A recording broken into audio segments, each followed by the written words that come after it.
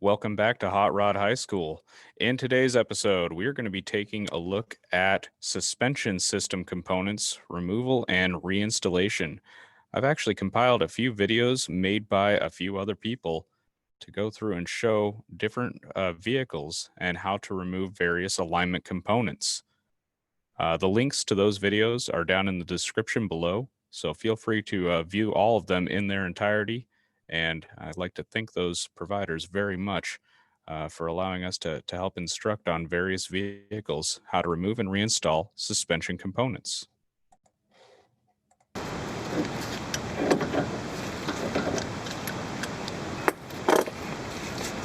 Just want to break that loose like that.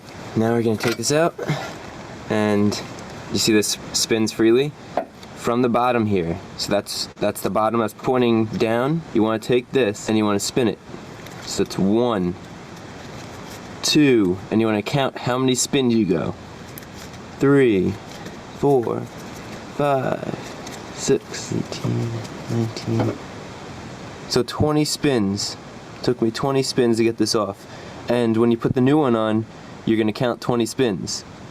And the reason why is so that your alignment isn't completely out of alignment. You're still going to have to get the car aligned when you change this, but at least your alignment won't be so bad that it's dangerous to drive.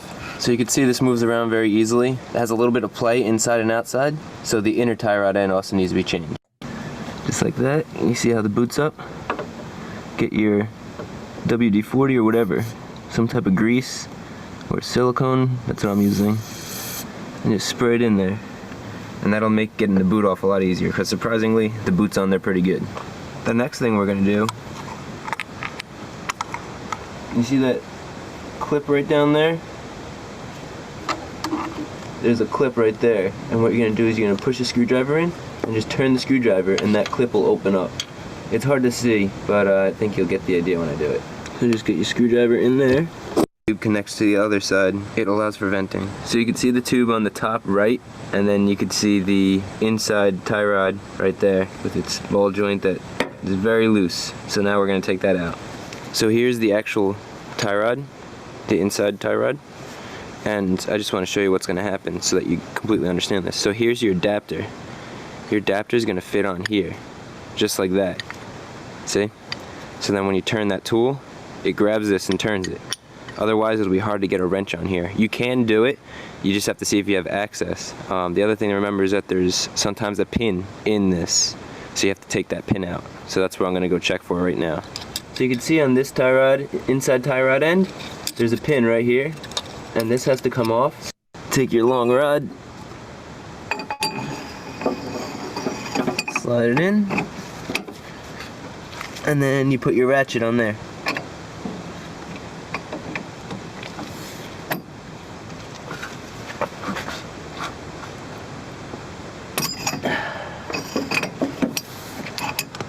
Once you break it loose like that, this thing should come right out. If it's not coming out easily, remember there's that pin there.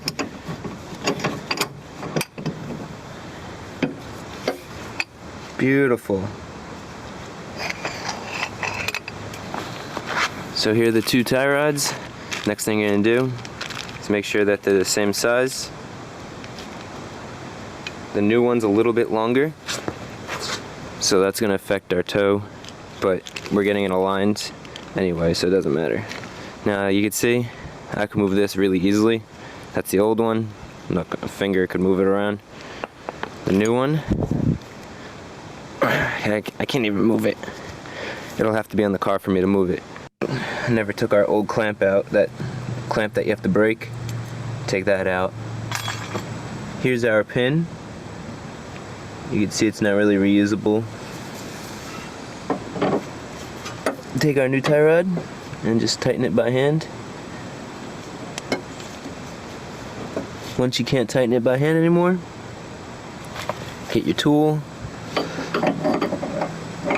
put it on top, slide that on. So then get your torque wrench. On my vehicle it says 66 to 74 foot-pounds of torque. I'm going to torque it to 70.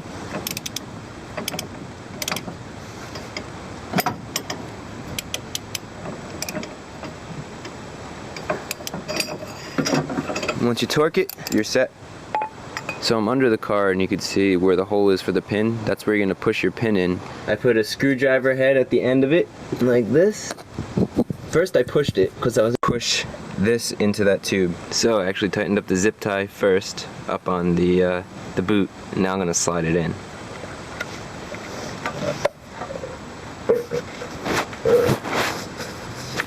So now you just tighten it after you push it on. Good. Now we take our clamp, bring it up, put it on just like that, and we're done with the boot. So here are the new tie rod ends. You can see the new one's nice and sturdy. The old one you can move really easily. Comes with all the accessories, the screw in the top, a pin, and a nut. So they give you a new nut, but it's kind of small, so I'm going to use the old one. It's thicker, it has more thread on it, so it'll lock better. So just screw that old nut back on. So it took me 20 spins to get this off. I'm going to put it on with 20 spins. So once you get it threaded, okay, it's threaded, so we'll start. 1, 2, 3, 4, 5, 6, 7, 8, 9, 10, 11, 12, 13, 14, 15, 16, 17, 18, 19, 20. Okay, 20 spins, face it down. Now we'll tighten our nut up here, so we want the nut to push against the new tie rod end. So this will keep it from moving. I'm gonna put the grease valve on, so just screw it in by hand. Now I'm going to use a 5/16 wrench and just tighten it down even more. You don't want to tighten it too much, just enough. That's good. And now we'll put this into the knuckle. Just line it up, push it through, get your new castle nut, start screwing it on. So that's how it should look. So I set the 46. And you tighten until it clicks. Just like that. And when it clicks once, you do it again. And then that's tight enough. So then we'll take our cotter pin and we'll send it through the hole. Good. And then you just bend these around the castle nut. Like so. Now we're gonna lube this up.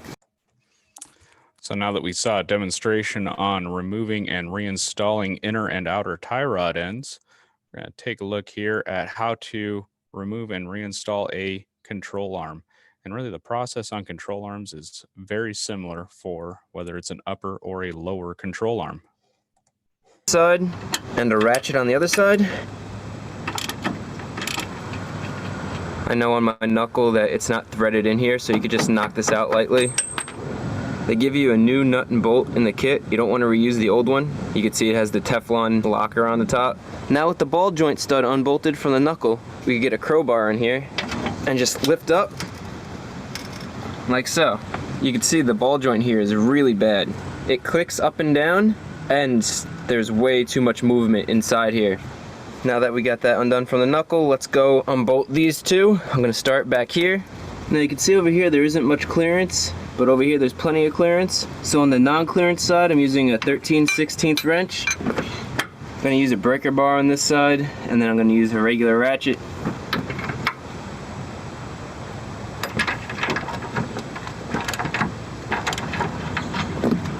Good, so now this should come right out. I wanna remember how we have this on. It was in like that. And now this is a little tight back here.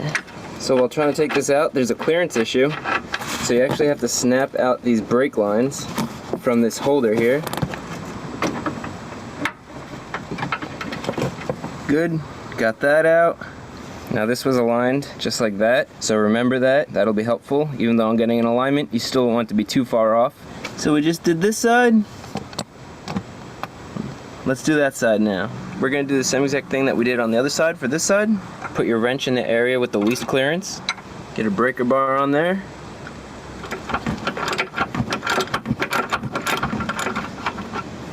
Okay, got the nut off. Take the wrench off. Now we're gonna take this piece of metal off It's like a washer.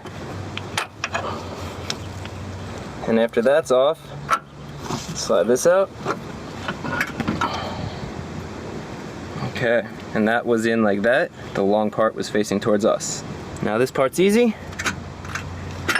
Slide that out. Put our brand new upper control arm.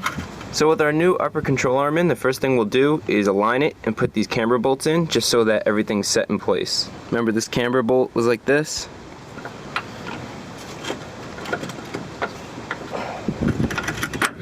Good.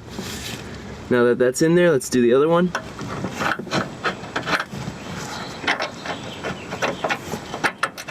Good. With this in place, we'll take one of our camber washers. That'll fit in just like that. Hand tighten that nut. That's hand tightened. Let's work on the other one. Again, our camber washer will go inwards. Get it in place, and then just hand tighten it down. After hand tightening, let's snug them. Good, this is snugged up. Let's do the other one.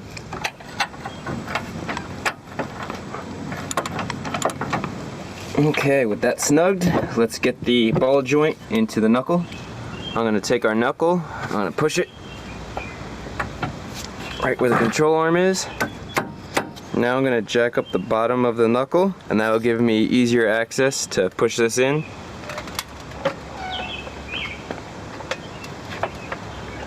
With that jacked up, you can see this fits in a lot nicer. I'm gonna take a rubber mallet and lightly tap it in.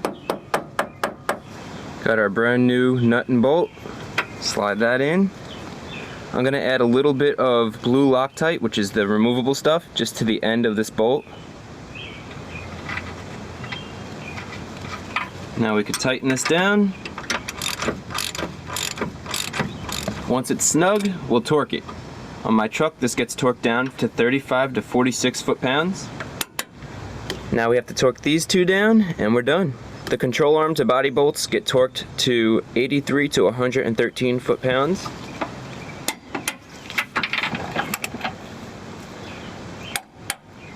Don't forget to snap in these brake lines back to their spot. Good. And then we're done. Now we'll take a look at removing a strut from a vehicle and how to remove a strut spring from the strut. The most common method for testing shock absorbers and struts is the shock bounce test. To perform this test, push down hard on one corner of the vehicle and observe the vehicle body when the corner is released. If the shock absorber or strut on that corner is working properly, the body will quickly settle to level and stop bouncing as soon as the corner is released. Failed shock absorbers or struts will allow the vehicle to continue bouncing. Perform the bounce test at all four corners. With the vehicle safely raised on the manufacturer's recommended lift points, look for signs of damage to the shock absorber or strut cartridge, signs of fluid leakage around the seal, and loose or missing fasteners.